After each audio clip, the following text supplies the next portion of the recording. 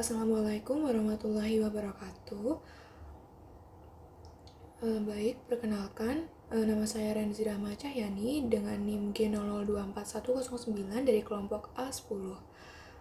Baik, pada kesempatan kali ini saya akan menjelaskan mengenai laporan anatomi blok 1.3, yaitu mengenai laporan praktikum yang kedua.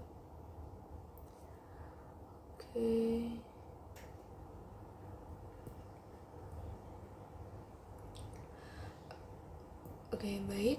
Untuk mengenai bagian traktus digestivus yang superior, jadi pada bagian ini itu ada oris. Oris itu ini ada bagian mulut ini, terus berlanjut ke faring.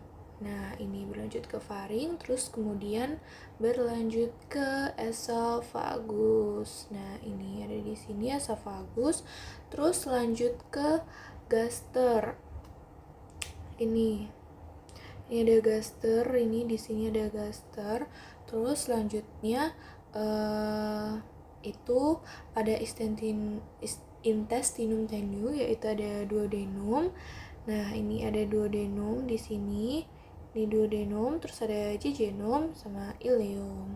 Terus ada intestinum crassum. Itu ada transverse colon, terus ada descending colon, ascending colon, cecum, terus ada juga sigmoid colon, ada rectum, terus ada vermiform appendix sama anal kanal.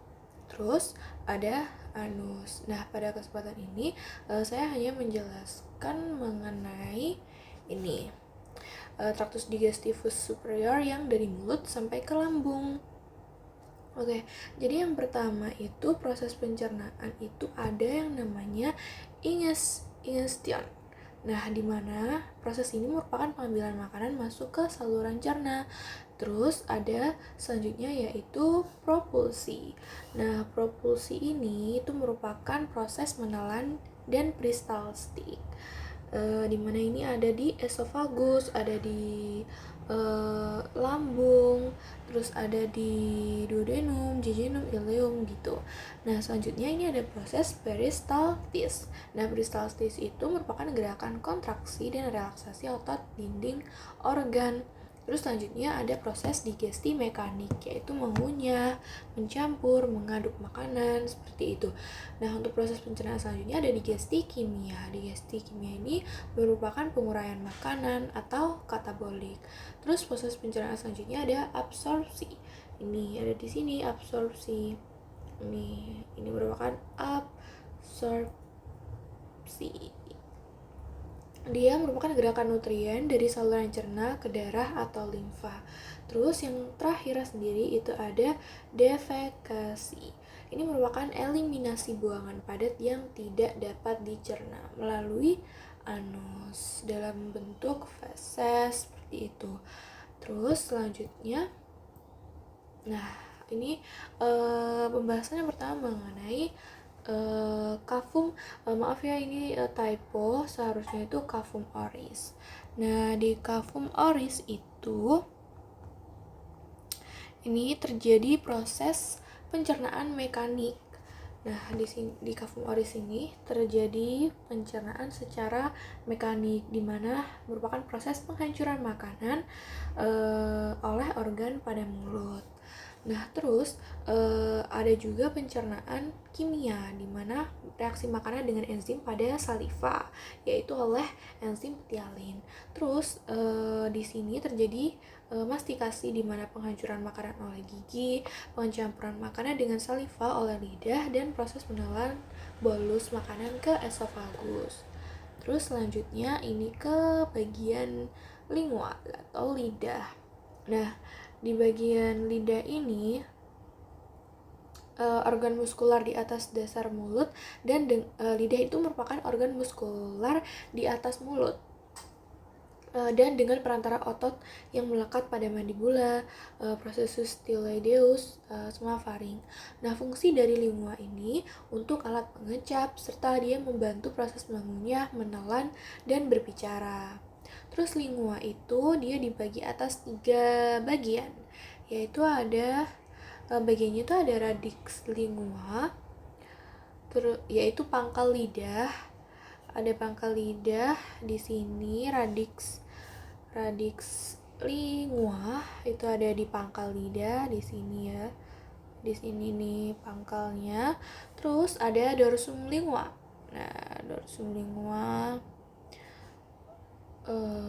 ada dorsum lingua, terus ada bagian apex lingua. Dia ada di ujung sini. Ini apex lidah. Terus di sini juga ada papilla linguae. Dia merupakan tonjolan dari lamina propria yang tertumbuh epitel dan hanya terdapat di dorsum corpus lingua. Terus di dalam papilla linguae itu terdapat testebat atau alat pengecap gitu. Oke, terus selanjutnya ini kita lanjut ke proses pencernaan selanjutnya, yaitu ada faring. Nah, di faring ini merupakan gambar anatomi dari faring ya. Jadi di faring itu dia merupakan dorsal dari cavum nasi, cavum oris, dan laring. Jadi faring itu yang melanjutkan diri ke esofagus ya nantinya. Terus faring ini dia punya dia panjangnya itu sebentar. Nah, dia memiliki panjang ada kurang lebih itu 12 cm. Terus dia memulai basis krani sampai dengan setinggi vertebra cricoid. Terus dia merupakan persilangan antara jalan nafas dan jalan makanan. Terus di faring itu dia terbagi menjadi 3. Yang pertama ada nasofaring. Nasofaring. Jadi yang pertama dia akan terbagi jadi 3. Yang pertama itu ada ini nih, nasofaring. Nah, dia ada di sini nih. Tuh, ini ada di sini, ada di sini. Ini nasofaring. Terus yang kedua itu dia ada orofaring. Nah, orofaring itu yang ini. Tuh, dia dekat kan ya sama nasofaring. Terus di yang bagian ketiga dari faring itu ada laryngofaring. Nah, laryngofaring itu yang ini. Ini laryngofaring. Oke, selanjutnya ini bagian yang esofagus. Nah, bagian yang esofagus ini dia merupakan tabung muskular. Jadi dia memiliki esofagus itu dia punya ini nih. Dia punya panjang ini esofagus, dia panjangnya itu 25 cm tuh. Terus diameternya itu 2 cm. Dan esofagus ini merupakan kelanjutan dari faring tadi yang berjalan ke bawah, nanti dia akan menembus ke diafragma. Terus dia menyempit pada 3 tempat, yaitu ujung atasnya yaitu cervical constriction. Dia itu menyempit di bagian itu. Terus dia persilangan dengan bronkus sama saat menembus diafragma itu dia akan menyempit.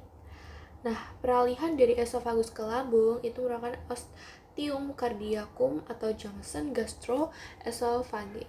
Dia merupakan otot polos circularis. Dia bertindak sebagai sphincter yang mencegah terjadinya reflux isi lambung. Nah, terus penutupan sphincter di esofagus ini dia dipengaruhi oleh kontrol vagal. Terus dia diperkuat oleh hormon gastrin dan dia juga berkurang terhadap respons sekretin, cholecystokinin sama glukagon.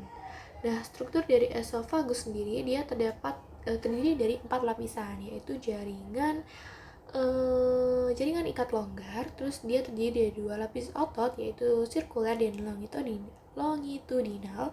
Terus dia lapisannya itu submukosa.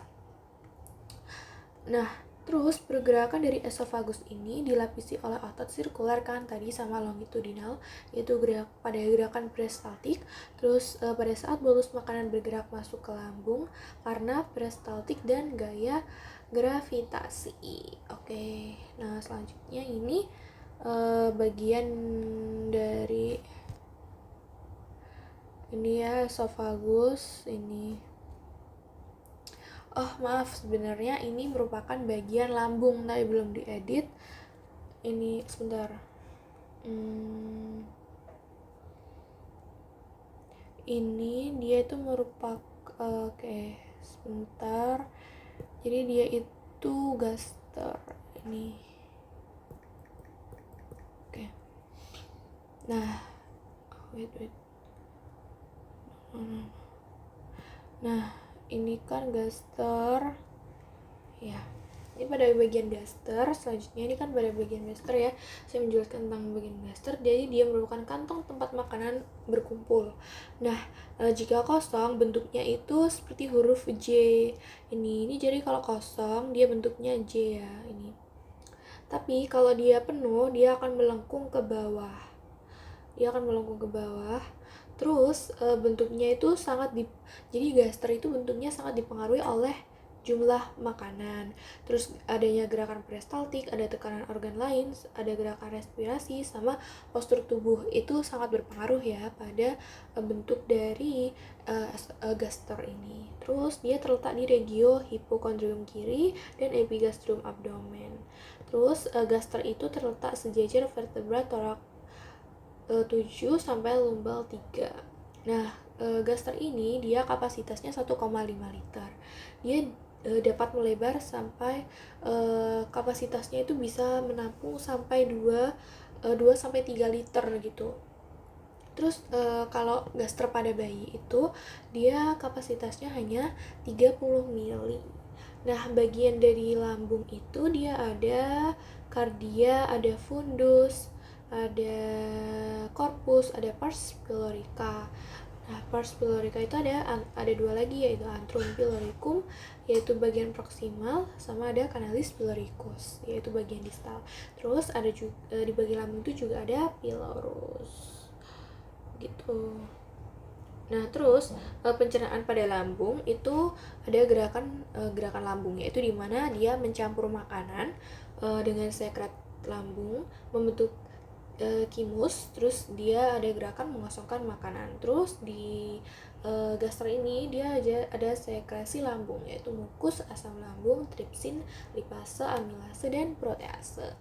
Nah, selanjutnya ini mengenai pertanyaan yang ini nih. Ini kan ada pertanyaan tentang gimana sih kompensasi sphincter dan gerakan pencernaan saat manusia itu lagi makan rakus gitu, lagi makan banyak gitu. Jadi kompensasi sphincternya itu dia ini mungkin singkat aja ya. Jadi dia itu jadi sphincternya itu dia itu kan sphincter kan kayak pintu yang mengatur aliran makanan ya. Jadi saat manusia itu makan banyak, jadi sphincter antara esofagus sama lambung itu akan berusaha untuk menutup lebih rapat. Jadi dia sphincternya ini mencegah makanan untuk kembali ke kerongkongan gitu. Jadi mungkin dari kalian ada yang tahu ya asam lambung yang naik gitu. Nah, ini nih tugas dari sphincter, dia yang mencegah supaya makanan itu nggak kembali ke kerongkongan gitu. Jadi ketika lambung itu nanti sudah penuh, ada gerakan peristaltik yang akan melambat. Jadi ini tuh mekanisme tubuh untuk memberi waktu pada lambung mencerna makanan yang sudah masuk. Jadi seperti itu. Nah, sekian yang dapat saya sampaikan.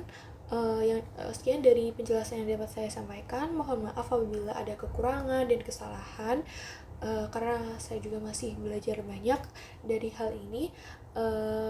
Terima kasih. Wassalamualaikum warahmatullahi wabarakatuh.